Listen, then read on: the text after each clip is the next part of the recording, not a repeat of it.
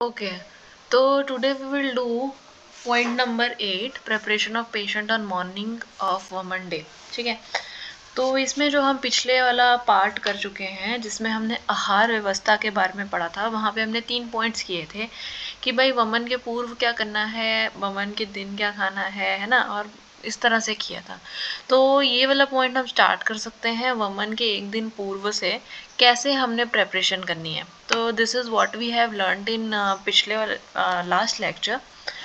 तो ये हमने वहाँ से कंटिन्यू करेंगे।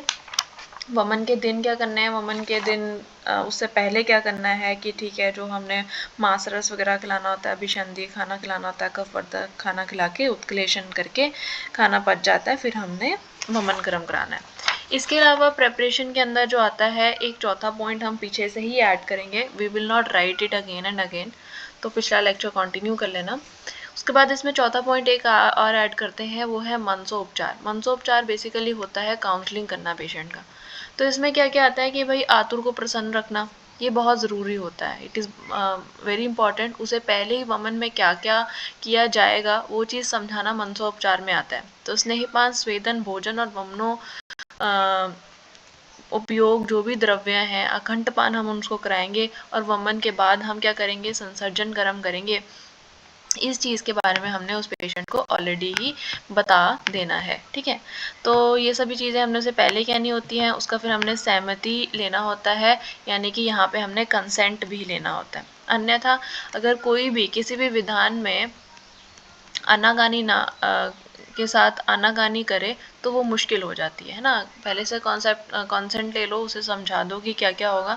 तो ये मनसोपचार में ज़रूरी होता है, मतलब it is one of the point जो प्रेपरेशन को हम जब प्रिपेयर कर रहे हैं वमन गर्म के लिए, उसमें ऐड होगा। ठीक है, उस व्याधि के अंदर क्या कॉम्प्लिकेशन होंगी, क्या उसे लाभ होगा, वो सब समझाना है। तो वमन उसकी व्याधि के लिए नितांत आवश्यक है, यानी वो लाभप्रद है, इस चीज़ के बारे में हमने उसे समझाना होता है और उसे तैयार करना होता है। उसके मन में जो भी उपस्थित भय हैं या लज्जा है, उस चीज़ को हमने क्या करना होता है, दूर करना होता है, अन्यथा वमन जो है वो ठीक प्रकार से नहीं हो पाएगा। तो ये चीज़ हमने उसको समझा दी। फिर आता है कि आतुर की मानस दशा उत्तम हो, इसलिए संभवतः चरक ने बहुत सारे कर्म कहे हैं, जैसे कि सिर पर्यंत अच्छी तरह से स्नान करना, मतलब सुबह उसको बोलो कि स्नान करा के आए, शरीर पर सुगंधी तेल लगाना, सुगंधी फूलों की मालाएं पहनाना, अच्छे अच्छे शोभामंद ना फटे हुए कपड़े पहनना, देवता, अग्नि, ब्राह्मण, गुरु, वैद्य, इनको जो है सत्कार वगैरह करना, ब्राह्मणों द्वारा स्वास्तिक वचन मांगल की कामना करना, शुभ नक्षत्र शुभ तीर्थ में मुहूर्त देकर उसे वमन कराना चाहिए। तो ये सब प्रेपरेशन के अंदर एक मनसोपचार पॉइंट के अंदर आ जाता है। इसके अलावा वी कैन ऑल्सो ऐड कि काम, क्रोध, शोक आदि मानसिक दोषों से रहित होकर एकाग्र मन से संशोधन औषध पीने से गामन आदि कर्मों का सम्यक प्रयोग करें। तो ये तो हमारी अभी जो पूर्व क्रम की बातें थी वो थी। अब जो मेन शुरू होता है वो यहाँ से शुरू होता है, वो है वमन के लिए प्रधान कर्म। ठीक है, वमन के लिए प्रधान कर्म शुरू होता है। सबसे पहले जो 9th पॉइंट है वो है वामक योग, अनुपान, फिक्सेशन ऑफ डोज और मेथड ऑफ एडमिनिस्ट्रेशन। इसमें से बहुत ज़्यादा पॉइंट है, वो पिछले उसमें कवर कर चुके हैं,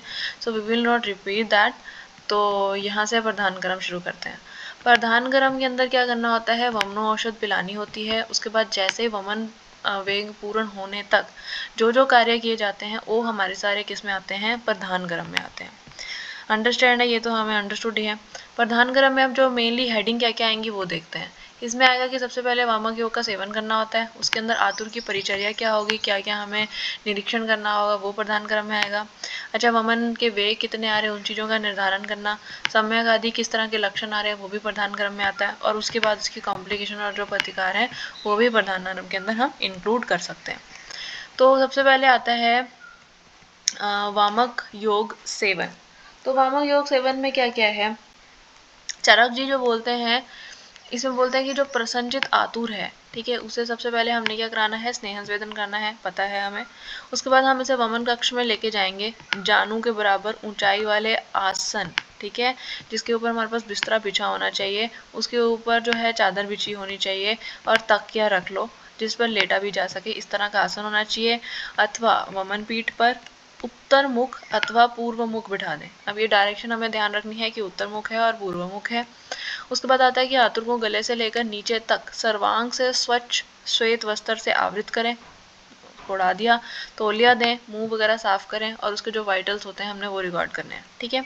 उसके बाद हमने उसके अंदर जो उसको ड्रग्स हैं वो पिलानी है, खिलानी है। एडमिनिस्ट्रेशन ऑफ ड्रग होगा, वो क्या होगा कि आतुर को हमने दूध, इक्षु रस, मांस रस और मद्य, कोई भी वस्तु अखंड पिला देनी है। तो ये पॉइंट है हमारे पास जो याद रखने वाला है मेन, कि इसमें अखंड हमने पान करा देना है द्रव्यों का। उसके बाद ये तो वमनोपक द्रव्य हुए, उसके बाद हमने इसमें वमन योग को पिला देना है।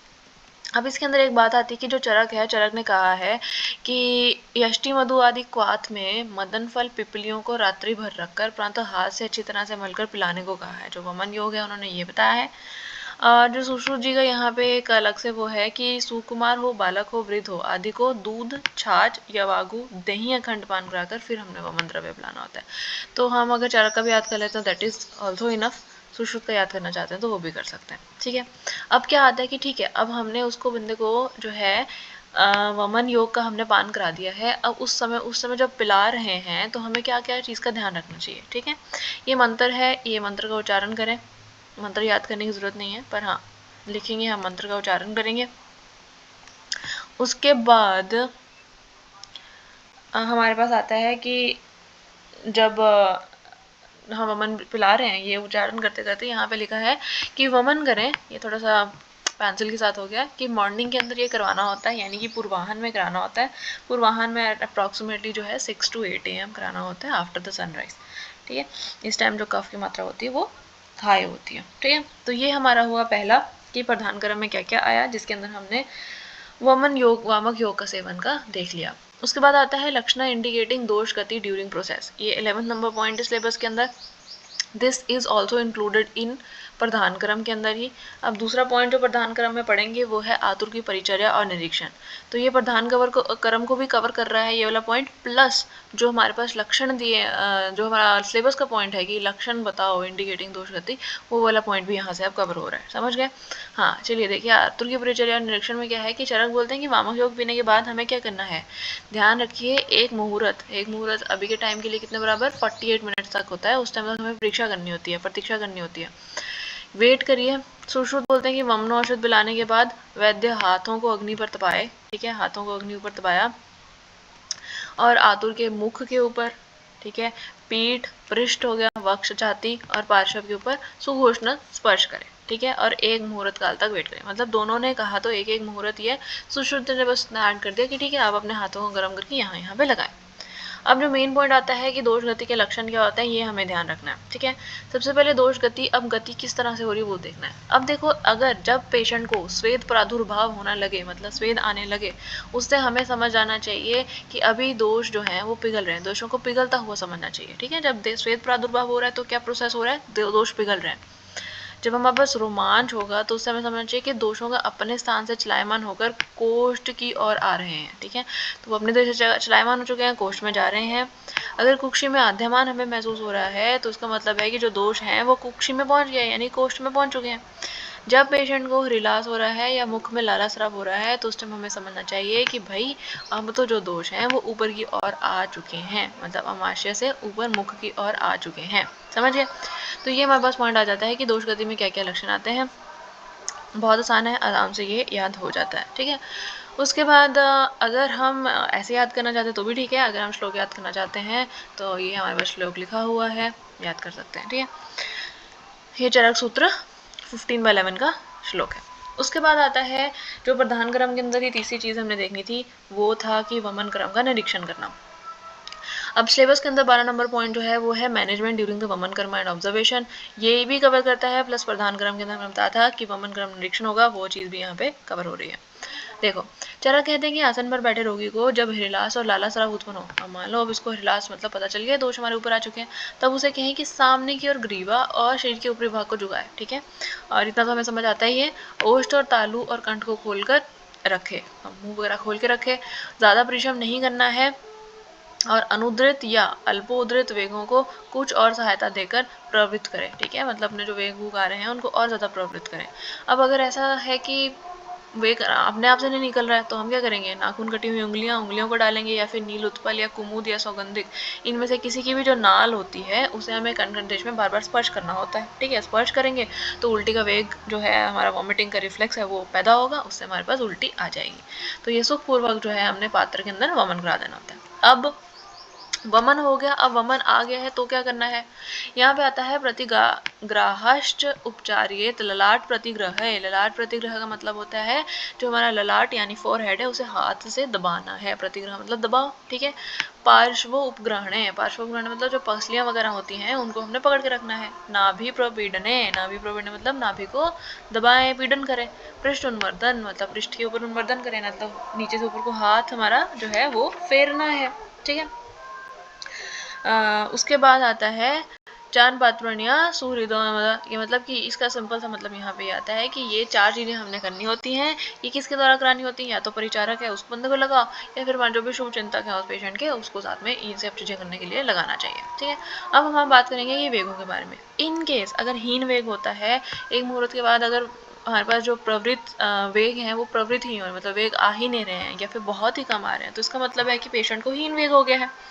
तो हमने क्या करना होता है, तो हमने उसे क्या करना होता है, पिपली, आमलकी, सरसप, वाजकल और लवण, इनको क्या करना होता है, उष्ण उदक के साथ पिलाना होता है। ठीक है, गर्म जल लें और ये पिपली, आमलकी आदि लिख के उसे बार बार पिलाएं। ठीक है, तो हो सकता है उसके साथ बार बार ये पिलाने के साथ जो हीन वेग है वो शुरू हो जाए।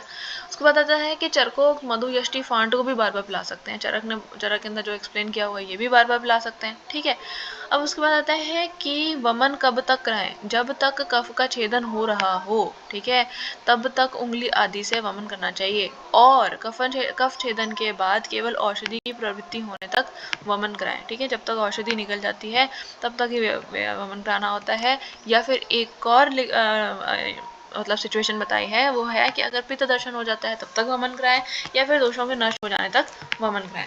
तो ये 4-5 कंडीशन है, मेनली तो हम यही याद कर लेते होते हैं, तो अब ये 2 चीज़ें याद कर लेना। उसके बाद आता है कि वमन वेग निर्धारण। बहुत आसान है कि वमन वेगों का निर्धारण किस तरह से करना होता है। ये हमारा तीसरा पॉइंट आता है प्रधान क्रम के अंदर अंतर्गत। तो सबसे पहले आता है वमन संख्या। अब औषध पान किया या फिर मधु यष्टि हमने फांट पिलाने के बाद जितने बार भी हमारे पास वमन होगा उसी को हम कितना क्या काउंट करेंगे, उसी को वेग काउंट करेंगे। ठीक है, अब तुरंत जो आने वाला वेग होता है उसे हमने काउंट नहीं करना होता है, अगर कम द्रव्यों से युक्त है तो वो वाला भी काउंट नहीं करना होता है, ये तो हमें पता ही है। अब देखो संख्या कितनी की आती है। अब चरक हो चाहे अष्टांग हृदय हो चाहे अष्टांग संग्रह, उन्होंने ये सेम बताया। अगर हमारे पास प्रवर वेग हुआ है, वमन हुआ है, वेग आए हैं, तो हमारे पास कितने वेग आएंगे, 8 आएंगे। अगर मध्यम हुआ है तो 6, अगर अवर हुआ है तो 4। 8 6 4, 8 6 4, प्रवर मध्यम अवर। ये हमने थोड़ा सा ऐसे याद कर लेना होता है, ये भी आसान है, 2-3 बार लिखोगे हो जाएगा याद। फिर आता है वमन का प्रमाण। अब वमन में निकलने वाले जो द्रव्यों का प्रमाण होता है वो भी हमने 3 कंडीशन में डिवाइड किया। जैसे हमने वेग डिवाइड किए हैं वैसे प्रमाण भी डिवाइड किया। अगर प्रवर वेग आया है तो हमारे पास चरक जी बोलते हैं कि 2 प्रस्थ जो है वमन का समान निकलेगा। ठीक है, उल्टी कितनी निकलेगी, 2 प्रस्थ निकलेगी मात्रा में। मध्यम है तो 1.5 प्रस्थ, अवर है तो 1 प्रस्थ। बाकी अष्टांग संग्रह मुझे लगता है इसको याद करने की अभी के लिए जरूरत है। ठीक है, फिर आता है हृत दोषों का क्रम। अब क्रम कैसे कैसे आता है, सबसे पहले क्या निकलता है, ये याद रखना है कि सबसे पहले वमन के अंदर कफ निकलता है, फिर पित्त निकलता है, फिर वात का निकलना होता है। ये दोनों चारों ने माना है, चरक और वाग्भट दोनों ने माना है। अब हमारे पास प्रधान, ये हमने देख लिया, वेगों का संख्या वेगों की संख्या देख ली। उसके बाद हमने देख लिया वमन का कितना परिमाण होगा। ठीक है, और किस सीक्वेंस के साथ निकलेंगे ये हमारे पास प्रधान क्रम में आ जाता है। उसके बाद ही हमारे पास प्रधान क्रम का चौथा पॉइंट आता है सम्यक आदि लक्षण। मतलब सम्यक के लक्षण क्या होंगे, हीन के लक्षण क्या होंगे, योग के क्या लक्षण होंगे, तो योग के लक्षण होंगे वो सब। ठीक है, चलो, और यही हमारे पास सिलेबस का 13वां पॉइंट भी है, सिम्टम्स ऑफ सम्यक योग वगैरह वगैरह, ये भी हम इस पॉइंट में कवर करेंगे। ठीक है, अब आता है सम्यक वमन लक्षण। तो हमने चरक जी का याद करना है। ठीक है, आपकी मर्जी, आप किसी और का भी याद करना चाहते हो, पहले हम चरक पे ज़्यादा फोकस करेंगे। क्रमात् कफ पित्त अथश्च अनिल यस्येति सम्यक वमितः सहिष्ट हृत्पार्श्वमूर्ध इंद्रिय मार्ग शुद्धो तथा लघुत्वे अपि लक्ष्यमाणे। तो चरक सिद्धि स्थान 1 के अंदर 15/16 के अंदर ये कहते हैं कि क्रम से, पहले क्या है, क्रमात्, क्रम से पित्त निकलेगा, फिर पित्त निकलेगा, फिर अनिल निकलेगी यानी वायु निकलेगी, ये हमारे पास सम्यक लक्षण में आ जाता है। उसके बाद बोलते हैं कि जो हमारे पास हृत है, हृत हृदय प्रदेश, हमारा पार्श्व, पसलियाँ, मूर्ध मतलब जो हमारा हेड वाला पोर्शन है, और इंद्रिय ये क्या हो जाएंगी, इनके अंदर मार्गों की क्या हो जाएगी, शुद्धि हो जाएगी, और बॉडी के अंदर क्या आ जाएगा, लघुत्व आ जाएगा। तो यही हमने इसमें हिंदी में लिखा हुआ है, ठीक है। तो ये जो लक्षण आ जाएंगे जब, तो हमें क्या मानना चाहिए कि भाई अब तो सम्यक वमन हो गया है। चरक सिद्धि के स्थान के अंदर जो लिखे हैं वो सम्यक वमन के लक्षण लिखे हैं। उसके बाद लिखते हैं कि भाई उचित समय पर वेगों की प्रवृत्ति होना। तो ये भी एक श्लोक है कि काले प्रवृत्ति मतलब सही समय के ऊपर अगर प्रवृत्ति हो रही है वेगों की, अधिक कष्ट नहीं हो रहा है, जब हम अमन कर रहे हैं पेशेंट को ज़्यादा कष्ट नहीं हो रहा है, या फिर जो दोष है वो यथाक्रम निकले, कफ पित्त और वात निकल रहा है और वे स्वयं ही रुक जा रहे हैं, स्वयं च अवस्थानमिति, तो हमारे पास जो है सम्यक वमन का इसका लक्षण मानना चाहिए। तो ये भी चरक जी ने बोला है, वो भी चरक जी ने बोला है, ठीक है। तो ये दोनों चीज़ें हमने याद कर लेनी है, बाकी हमें मुझे नहीं लगता इससे आगे वाला याद करने की ज़रूरत है कि वमिते वर्धते, ये छोड़िए। सुश्रुत ने भी ऑलमोस्ट सेम ही लिखा है, आपकी मर्जी इसको याद करना चाहें तो। कफ पित्त की सुखपूर्वक प्रवृत्ति होती है, हृदय कंठ और शरीर की शुद्धि हो जाती है, शरीर में लघुता आ जाती है, कफ का स्राव हो जाता है, ठीक है। उसके बाद आ जाता है हमारे पास अयोग और हीन योग। चरक का हमने याद कर लिया। अब आ जाता है सम्यक योग, और हमने अब देखेंगे हीन योग या अयोग। हीन योग का मतलब होता है कि जब प्रॉपर्ली निकला नहीं है, ये कम निकला है, ठीक है। अब क्या है, अप्रवृत्ति ही, मतलब किसी भी कारण से जो वमन है उसका वेग आया ही नहीं। कुत्सित केवलस्य व अपि औषधस्य, यह कल्ली कल्ली क्या हुआ है, अकेली क्या निकली है, औषध, जो हमने वमन के लिए औषध डाली थी वो ही निकली है, ठीक है। विभ्रंशो, अब विभ्रंशो का क्या मतलब होता है कि जो वमन के वेग थे उनका विभ्रंश हो गया, या फिर वो विबद्धो, रुक गए, ठीक है। मतलब या तो विभ्रंश हो गया, या रुक गए, या फिर उसमें जो भी इस तरह के जो लक्षण आते हैं वो हमारे पास क्या है, वेगा नाम अयोग लक्षणानि भवंती। तो ये चरक सूत्र स्थान 15 के अंदर ये वाली डेफिनेशन लिखी हुई है अयोग हीन योग के लक्षण के अंदर, अप्रवृत्ति केवलस्य व अपि औषधस्य विभ्रंशो विबंधो, ठीक है। ये लिखा है हमने हिंदी में भी, ठीक है। ये आ जाएगा। चरक सिद्धि के अंदर भी इसके लक्षण दिए हुए हैं कि अगर हीन योग होता है तो क्या क्या होगा, शरीर में सपोर्ट कोट कंडू वगैरह उत्पन्न हो जाती है। आपकी मर्जी है याद करना चाहे तो, ठीक है। अदरवाइज चरक सूत्र का ही इनफ है। अन्य सुश्रुत ने भी यही चीज़ बोला है कि मुख में कफ पर सेक रहेगा। ऑब्वियस ही बात है, वमन हुआ नहीं, कफ निकला नहीं, तो मुंह में क्या रहेगा, कफ पर सेक रहेगा, हृदय में अशुद्धि होगी, कंडू होगी, ये सब, ठीक है। अब आता है अति योग के लक्षण क्या है, योगा अधिकेन फेनिल रक्त चंद्रिको उपगमनम इति अति योग लक्षणानि भवन्ति। चरक सूत्र के अंदर 15/3 के अंदर ये कहा है कि जब अति योग होता है तो क्या होता है, वमन के अति योग में क्या होगा, झाग युक्त, लाल वर्ण की चंद्रिकाओं से युक्त, फेनिल झाग वाला, रक्त चंद्रिकाओं से युक्त जब वमन होता है तो हम सब समझ जाएंगे कि भाई वमन का अति योग हो गया है। चरक ने क्या बोला है, विरेचन के अति योग में जो लक्षण आते हैं वे ही वमन के अति योग में भी लक्षण होंगे, ठीक है। तो इसमें केवल शरीर में उदर्भ भाग में वातज रोग और वाग्रह का होना विशेष लक्षण है, ठीक है। ये इतनी सी बात है, ये याद रखना है। इन्होंने भी सेम कहा है कि पित्त की अति प्रवृत्ति हो जाएगी, इसमें संज्ञा का नाश हो जाएगा, हृदय कंठ में पीड़ा होगी।